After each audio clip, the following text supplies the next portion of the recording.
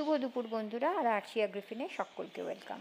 তো সকালবেলা একটু ভাপা সন্দেশ বানিয়েছিলাম, ওই রেসিপিটাই তোমাদের সঙ্গে শেয়ার করছি। নিয়েছি ছানা, অবশ্যই দুধ কাটিয়ে যে ছানা হয় সেটা, আর ওই হাফ কাপের একটু বেশি গুঁড়ো দুধ নিয়েছি।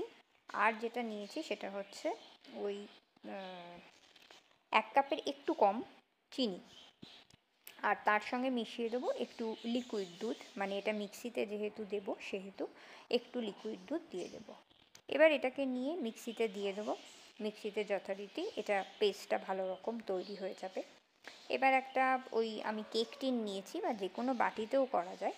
তো এর মধ্যে আমি একটু ঘি তলায় ব্রাশ করে নিচ্ছি, মানে হাতে করে আর কি, সারা গায়ে, মানে ওই টিনটার মধ্যে লাগিয়ে নেব।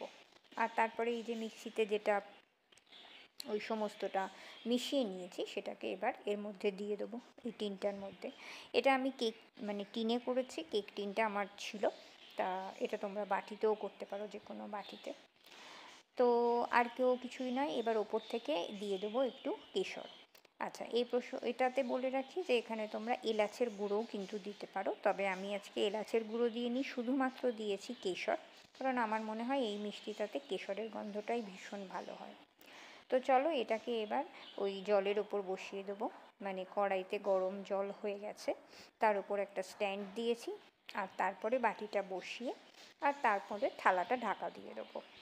এবার মোটামুটি ওই 15 থেকে 20 মিনিট মতো রাখবো। দ্যাটস অল, তাতেই কিন্তু সন্দেশ রেডি হয়ে যায়। এই যে দেখছো, ছুরি ঢোকাচ্ছি, একদম পুরো পরিষ্কার, তার মানে সন্দেশটা রেডি হয়ে গেছে। আর কি, গ্যাস বন্ধ করে দেবো, ঠান্ডা হবে। এখান থেকেই কেটে কেটে মানে পিস পিস করে নেবো, নিয়ে তারপরে ঠান্ডা ঠান্ডা সার্ভ করে নেবো।